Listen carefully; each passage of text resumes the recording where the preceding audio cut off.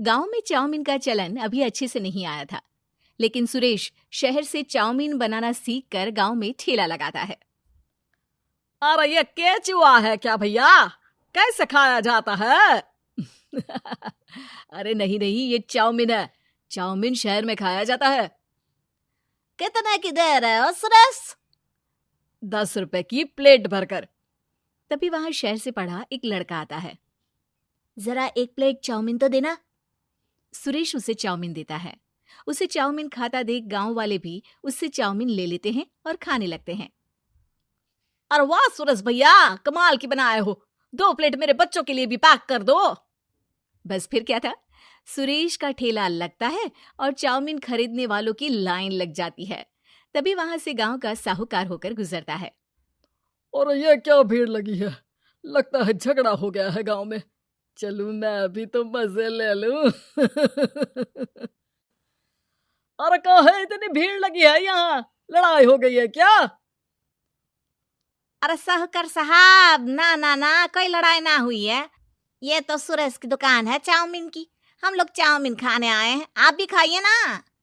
साहूकार चाउमीन खाता है और सुरेश की तरफ देखता है, जो सारे दिन के पैसे गिन रहा होता है। अरे सुरेश, क्या लागत है इस काम की? अरे साहूकार जी, आप अब आए हैं तो ये पूरे 10,000 रुपए ले जाइए, जो पिछले साल शहर जाने से पहले आपसे लिए थे ना। लागत तो क्या कहे, जो आपने दिया था उसी में सीखा भी है और दुकान भी खोल ली। अरे पैसे इतने जल्दी क्या जरूरत थी? कैसे जरूरत नहीं थी साहूकार जी, इतना मोटा ब्याज कहाँ से भरते। साहूकार को अब सुरेश की दुकान को हड़पने की लालच आ जाती है। नाना करते ये सारे दिन में 500 रुपए कमा ही लेता है। अरे गांव में ये ऐसे ही कमाता रहा तो कहीं ब्याज का काम ना शुरू कर दे। अरे भैया, कोई ना कोई जुगाड़ तो करना पड़ेगा। अब साहूकार घर आ जाता है और अपनी बीवी को सारी बात बताता है। हाँ जी, ये तो मैंने भी सुना है कि सुरेश के हाथ की चाउमीन नहीं खाई तो कुछ नहीं खाया। अरे हाँ हाँ, सही ही कहते हैं। मैं अभी खा कर ही आ रहा हूँ। अरे भाग्यवान है, कितना अच्छा हो ना अगर वो पैसा हम लोगों को मिल जाए। क्यों? हैं? हाँ, वो तो है, लेकिन कैसे? हम लोगों को तो चाउमीन बनाना आता ही नहीं है। साहूकार और उसकी बीवी अब रोज चुपके से सुरेश के घर जाते हैं और खिड़की से उसे चाउमीन बनाते देखते। अब क्या था, दोनों को चाउमीन बनाना आ जाता है। फिर एक रोज, और सुरेंद्र, तुझे साहूकारनी ने बुलाया था। बोल रही थी कि बेटे के जन्मदिन में 10 किलो चाउमीन का ऑर्डर देना है। बना दोगे ना? अरे हाँ हाँ साहूकार जी, मैं जरूर बना दूंगा। कब देना है घर में 10 किलो चाउमीन?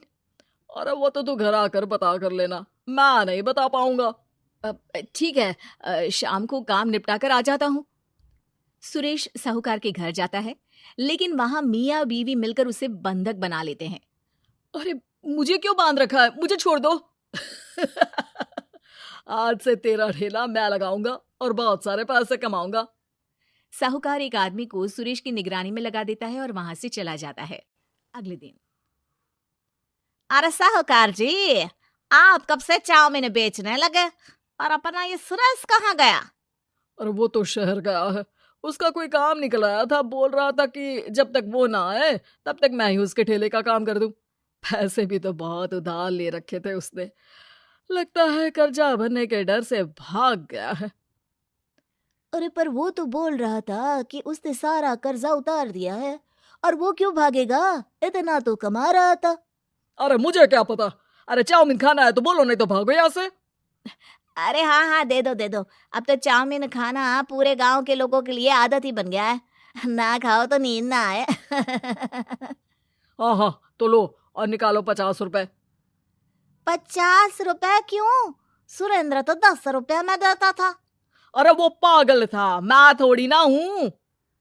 गांव वाले, जिनको चाउमीन की लत लग गई थी, वो करते भी क्या, दे दो और ये लो 50 रुपए।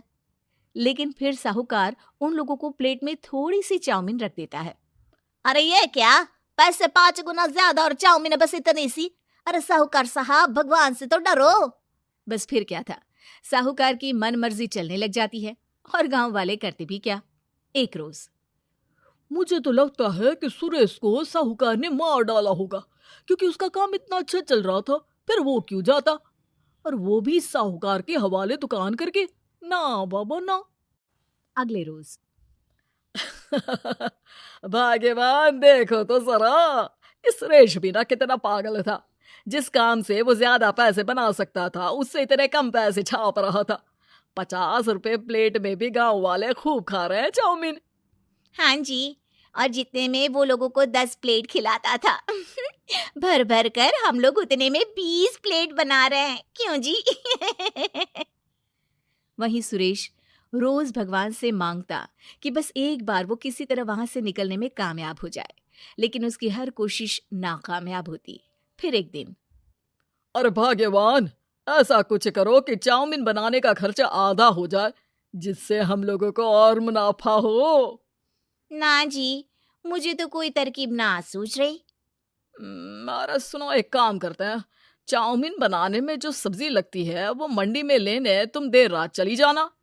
तब तक वो सारी सड़ी गली सब्जी जो दुकानदार वहीं फेंक जाते हैं वो उठा कर ले आना फ्री में। अरे वाह जी वाह, आप तो बहुत समझदार हैं जी। बीवी वैसा ही करती है, लेकिन अब लोग चाउमीन खाते तो मुंह बनाकर। फिर एक बार अरे राम राम राम, ये पेट में दर्द काहे हो रहा है? आई, आई, आई, आई, आई। हाय रे हाय, मेरा भी पेट दर्द के मारे फटा जा रहा है। सभी को शक हो जाता है कि उन लोगों को चाउमीन खाने से ही ये बीमारी हो गई है।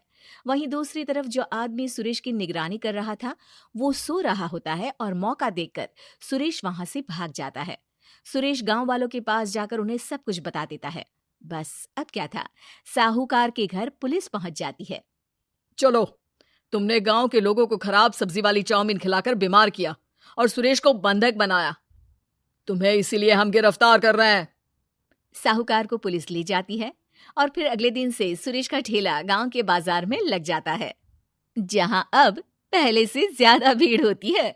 तो दोस्तों, ऐसी ही मजेदार कहानियां सुनने के लिए जो सफेद कलर का सब्सक्राइब बटन दिखाई दे रहा है उसे दबाकर हमारे चैनल को सब्सक्राइब करें और वीडियो लाइक करें।